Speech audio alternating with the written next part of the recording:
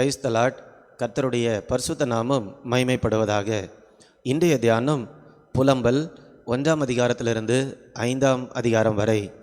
இந்த நாள் தியானத்திற்கான தலைப்பு நம் வேதனையில் பங்கு பெறும் தேவன். ஆண்டவருடைய ஒரு சுபாவம் என்னவென்றால், நாம் வேதனைப்படும்போது நம்மோடு கூட அதில் பங்கு பெறுவது. எரேமியா தீர்க்கதரிசியின் மூலமாக இந்த புலம்பல் புஸ்தகத்தை ஆண்டவர் நமக்கு கொடுத்திருக்கிறார். ஒரு தீர்க்கதரிசியுடைய முக்கியமான வேலை என்னவென்றால், ஆண்டவருடைய மனதில் இருக்கக்கூடிய காரியங்களை, ஆண்டவருடைய சித்தத்தை அவருடைய ஜனங்களுக்கு கொடுப்பது தான், அல்லது இந்த உலகத்திற்கு கொண்டு வருவது தான். அது மாத்திரமல்ல, ஆண்டவருடைய மனதில் இருக்கக்கூடிய ஆண்டவருடைய திட்டங்களை மாத்திரமல்ல, ஆண்டவருடைய உணர்வுகளையும் கூட நமக்கு சொல்லுகிறது ஒரு தீர்க்கதரிசியுடைய வேலையாக இருக்கிறது. இந்த புலம்பல் புஸ்தகத்தை வாசித்து பார்க்கும்போது இது எரேமியாவின் புலம்பல் என்று நாம் பார்க்கிறோம். ஆனால் உண்மையாகவே இதில் கஷ்டப்படுறது தேவனாக இருக்கிறது. தேவன் அவருடைய உள்ளான புலம்பல்களை எரேமியாவின் மூலமாக நமக்கு கொடுத்திருக்கிறார் என்று கூட நாம் சொல்லலாம். தேவன் நீதியுள்ளவராக காணப்படுகிறபடியால் அவரால் பாவத்தை ஏற்றுக்கொள்ள முடியாது. ஒரு சில வசனங்களை நாம் பார்க்கலாம். ஏசாயா 59ஆம் அதிகாரம் 2ஆம் வசனம், உங்கள் அக்கிரமங்களே உங்களுக்கும் உங்கள் தேவனுக்கும் நடுவாக பிரிவினை உண்டாக்குகிறது. உங்கள் பாவங்களே அவர் உங்களுக்கு செவி கொடாதபடிக்கு அவருடைய முகத்தை உங்களுக்கு மறைக்கிறது. இந்த வார்த்தை சொல்லுகிறது, நம்முடைய பாவம் நமக்கும் தேவனுக்கும் இடையே ஒரு பெரிய பிரிவினையை உண்டாக்குகிறது. அப்போ நம்ம பாவம் செய்யும்போது அந்த காரியத்தை சரி செய்வதற்காக ஆண்டவர் அவருடைய நீதி நிமித்தமாக ஒரு சில காரியங்களை செய்கிறார். இந்த புலம்பல் புஸ்தகத்தில் நான் பார்க்கும்போது ஆண்டவர் ஒரு பெரிய தீர்மானத்தை எடுத்திருக்கிறார்.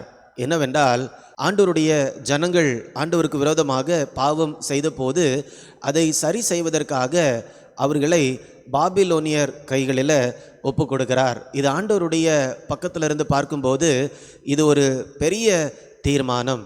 ஆனால் ஆண்டவருடைய உள்ளம் எப்படி இருக்கிறது என்று நம்ம பார்க்கும்போது, ஆண்டவருடைய நீதி நிமித்தம் இந்த ஜனங்கள் பாபிலோனுக்கு போகிறாங்க. ஆனால் ஆண்டவருக்கு உள்ளால அவருடைய மனதுருக்கம், அவருடைய கிருபை, அன்பு, இப்படிப்பட்ட சுபாவங்கள் ஆண்டவருடைய ஜனங்கள் மேல் நோக்கமாய் இருக்கிறது. ஆண்டவருடைய ஜனங்களை நோக்கி ஆண்டவருடைய இருதயம் காணப்படுகிறது. இந்த எரேமியா மூலமாக ஆண்டவருடைய துக்கத்தை நாம் பார்க்கலாம். ஒரு 4 விதமாக ஆண்டவருடைய உணர்வுகள் இந்த நேரத்தில் எப்படி இருந்தது என்று நாம் தியானிக்க போகிறோம். முதலாவதாக, ஆண்டவருடைய ஜனங்களை பாபிலோனுக்கு அனுப்பின பின்பு ஆண்டவர் அதிகமாக துக்கம் கொண்டவராக இருக்கிறார். அந்த துக்கத்தை தான் எரேமியா மூலமாக ஆண்டவர் வெளிப்படுத்துகிறார். புலம்பல் 1ஆம் அதிகாரம் முதல் 2 வசனங்களை நாம் பார்க்கலாம். குறிப்பாக 2ஆம் வசனத்தை நான் வாசிக்கிறேன். ராக்காலத்திலே அழுது கொண்டிருக்கிறாள், அவளுடைய கண்ணீர் அவள் கன்னங்களில் வடிகிறது. அவளுடைய நேசர் எல்லாருக்குள்ளும் அவளை தேற்றுவார் ஒருவரும் இல்லை. அவளுடைய சிநேகிதர் எல்லாரும் அவளுக்கு துரோகிகளும் சத்துருக்களும் ஆனார்கள். அப்போ இந்த நேரத்தில் ஆண்டவர் எருசலேமுக்காக துக்கம் கொண்டாடுகிறவராக காணப்படுகிறார். எருசலேம் பாழாயிருக்கிறது. எருசலேமில் இப்போது எதுவுமே இல்லை, எல்லாம் இடிக்கப்பட்டு போய்விட்டது. அப்போ எருசலேமுக்காக ஆண்டவர் துக்கம் கொண்டாடுகிறார். அந்த துக்கத்தை தான் ஆண்டவர் தீர்க்கதரிசி மூலமாக நமக்கு வெளிப்படுத்தியிருக்கிறார். ஏற்கனவே நம்ம பார்த்தோம், ஒரு தீர்க்கதரிசியுடைய வேலை ஆண்டவருடைய மனதை நமக்கு கொண்டு வருவது மாத்திரமல்ல, ஆண்டவருடைய உணர்வுகளை நமக்கு கொண்டு வருவதுமாகும். அப்படியே நாம் 2ஆம் அதிகாரம் 11ஆம் வசனத்தை கூட நாம் வாசிக்கலாம். என் ஜனமாகிய குமாரத்தியின் நொறுங்குதலின் நிமித்தம் கண்ணீர் சொரிகிறதுனால் என் கண்கள் பூத்து போகிறது, என் குடல்கள் கொதிக்கிறது, என் ஈரல் இளகி தரையிலே வடிகிறது. குழந்தைகளும் பாலகரும் நகரத்தின் வீதிகளிலே மூர்ச்சித்து கிடக்கிறார்கள். அப்போது எரேமியாவுடைய வாழ்க்கையில் இப்படிப்பட்ட உணர்வுகள் அவருக்கு தோன்றுகிறது.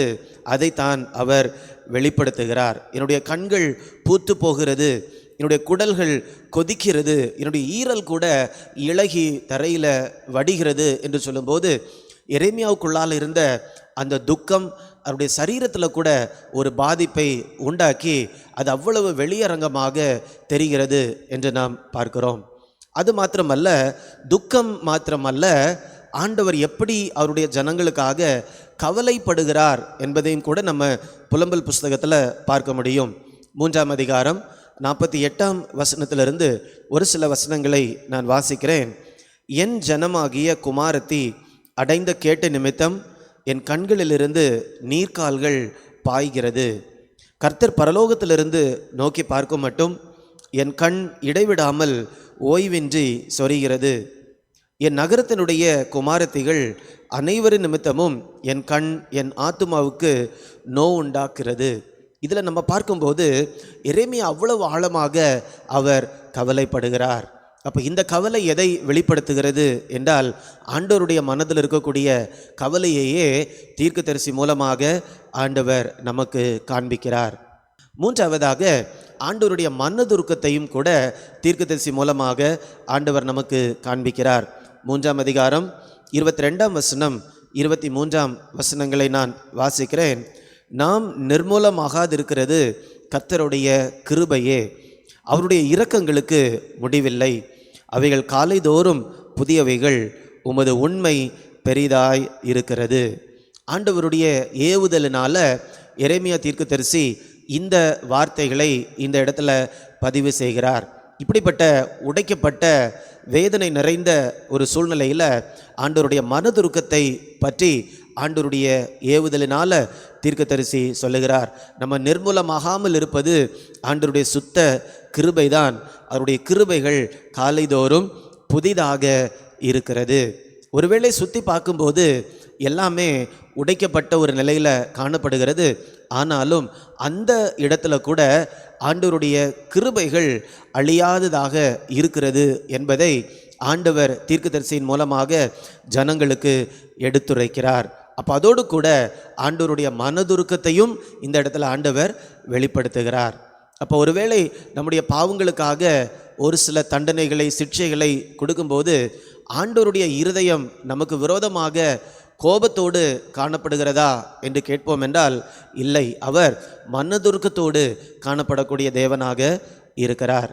அடுத்ததாக, ஆண்டவருடைய உள்ளான விருப்பம் என்னவென்றால், எப்படி ஆகிலும் இந்த ஜனங்களை திரும்ப மீட்டு கொள்ள வேண்டும் என்பதுதான். எரேமியா 31ஆம் அதிகாரம் 20ஆம் வசனத்தை நாம் வாசிக்கும்போது, எப்ராயிம் எனக்கு அருமையான குமாரன் அல்லவோ, அவன் எனக்கு பிரியமான பிள்ளை அல்லவோ, அவனுக்கு விரோதமாய் பேசினது முதல் அவனை நினைத்து கொண்டே இருக்கிறேன். ஆகையால் என் உள்ளம் அவனுக்காக கொதிக்கிறது, அவனுக்கு உருக்கமாய் இறங்குவேன் என்று கர்த்தர் சொல்லுகிறார். அப்போ ஆண்டவருடைய விருப்பம் என்னவென்றால், என்னுடைய பிள்ளைகளுக்கு நான் இறங்க வேண்டும், இரக்கத்தை காண்பிக்க வேண்டும் என்பதுதான். அதை தான் இந்த வசனத்தில் ஆண்டவர் மிக வெளிப்படையாக சொல்லியிருக்கிறார். ஆம், நான் உங்களை தண்டிக்கிறேன் நீங்கள் செய்த செயலுக்காக, ஆனால் என்னுடைய விருப்பம் எப்படி ஆகிலும் உங்களை என் அண்டியில் கொண்டு வந்து உங்களோடு ஒரு நல்ல உறவில் இருக்க வேண்டும் என்பதற்காக தான். அப்போ இந்த வசனங்களின் மூலமாக ஆண்டவருடைய உள்ளம் எப்படிப்பட்டது, இந்த ஜனங்கள் பாபிலோனுக்கு போகும்போது கர்த்தருடைய இருதய துடிப்பு என்ன, அவருடைய உணர்வுகள் என்ன, இந்த காரியங்களை நாம் தியானிச்சிருக்கிறோம். அப்போ நம்முடைய ஆண்டவர் நேற்றும் இன்றும் என்றும் மாறாதவராக இருக்கிறார். இன்றைக்கு அவரால் தெரிந்தெடுக்கப்பட்ட ஜனமாக நம்ம வாழ்ந்து கொண்டு இருக்கிறோம். அப்போ நம்மை குறித்தும் ஆண்டவருடைய உணர்வுகள் இப்படித்தான் இருக்கிறது. ஒருவேளை நம்ம துக்கமான பாதையில் போகும்போது ஆண்டவர் நமக்காக துக்கப்படுகிறார். ஒருவேளை நம்ம ரொம்ப கவலையில் மூழ்கி இருக்கும்போது அவர் நமக்காக கவலைப்படக்கூடிய தேவன். ஒருவேளை நம்ம மிகவும் பெரிய பிரச்சனைகளில் சிக்கிக்கொண்டு வெளியில் வர முடியாமல் தவிக்கும் போது அவர் நம்மை மனதுருக்கத்தோடு பார்க்கக்கூடிய தேவன். நம்மை முழுவதுமாக மீட்டெடுக்க வேண்டும் என்ற விருப்பத்தோடு தான் ஆண்டவர் காணப்படுகிறார். இப்படி தான் ஆண்டவர் நம்முடைய துக்கங்களில் அவர் பங்கெடுக்கிறார். ஒருவேளை நாமும் கூட இந்த நாட்களில் கேட்கலாம், துக்கத்தில் இருக்கும்போது, கவலையில் இருக்கும்போது, கஷ்டத்தில் இருக்கும்போது, ஆண்டவர் என்னுடைய காரியங்களை பார்க்கிறாரா, என்னுடைய கஷ்டம் வேதனை ஆண்டவருக்கு தெரியுமா என்று கூட நாம் கேட்கலாம். ஆனால் ஆண்டவர் நம்முடைய வேதனையில் வேதனைப்படக்கூடிய தேவனாக இருக்கிறார். இப்படிப்பட்ட உறவு எவ்வளவு மேலான உறவு! இந்த உலகத்தில் நம்ம எந்த காரியத்தை இழந்து விட்டாலும் ஆண்டவரோடு இருக்கக்கூடிய உறவை மாத்திரம் நாம் இழக்காமல் அவரோடு கூட நடக்கும்போது எந்த சூழ்நிலை என்றாலும் நாம் தனியாக அந்த காரியத்தை சந்திப்பதில்லை. தேவன் நம்மோடு கூட இருந்து அந்த காரியத்தை சந்திக்கிறார். அதில் நமக்கு ஜெயத்தையும் வெற்றியையும் கூட அவர் தருகிறார். இன்றைக்கு நீங்கள் ஆண்டவரை எப்படி பார்க்கிறீர்கள்? அவர் தூரத்தில் இருந்து நம்மை பார்க்கிற தேவனாக இருக்கிறதாக நீங்கள் பார்க்குறீங்களா, அல்லது நம்முடைய வேதனையில் பங்கு பெறக்கூடிய ஒரு தேவனாக நீங்கள் பார்க்குறீங்களா? நம்ம ஜெபிக்கலாமா? அன்பின் ஆண்டவரே, எங்களுடைய வேதனைகளில் பங்கு பெறக்கூடிய தேவனாக இருக்கிறீர். எங்கள் ஒவ்வொருவருடைய உணர்வுகளையும் ஆண்டவர் நன்றாக அறிந்திருக்கிறீர். ஆண்டவருடைய ஜனங்கள் பாபிலோன் தேசத்திற்கு சிறைப்பிடிக்கப்பட்டு கொண்டு போன போது அவர்களுடைய உணர்வுகளை நீர் நன்றாக அறிந்திருந்தீர் தகப்பனே. அவர்களுடைய வேதனைகளை அறிந்திருந்தீர், துக்கங்களை கவலைகளை அறிந்திருந்தீர். அவர்களுக்காக வேதனைப்படக்கூடிய தேவனாக இருக்கிறீர். உம்முடைய உணர்வுகளை எல்லாம் எரேமியா தீர்க்கதரிசியின் மூலமாக இந்த புலம்பல் புஸ்தகத்தில் ஆண்டவர் எங்களுக்கு காண்பித்திருக்கிறபடியால் உமக்கு நன்றி. நாங்களும் கூட இந்த பூமியில் கடினமான பாதையில் போகும்போது, துன்பத்தின் பாதையில் போகும்போது எங்களுக்காகவும் கூட கவலைப்படக்கூடிய தேவனாக இருக்கிறீர்.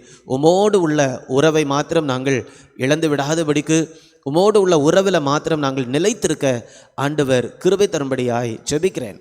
மீட்பர் இயேசுவின் மூலம் பிதாவே, ஆமேன், ஆமேன். God bless you. God bless you.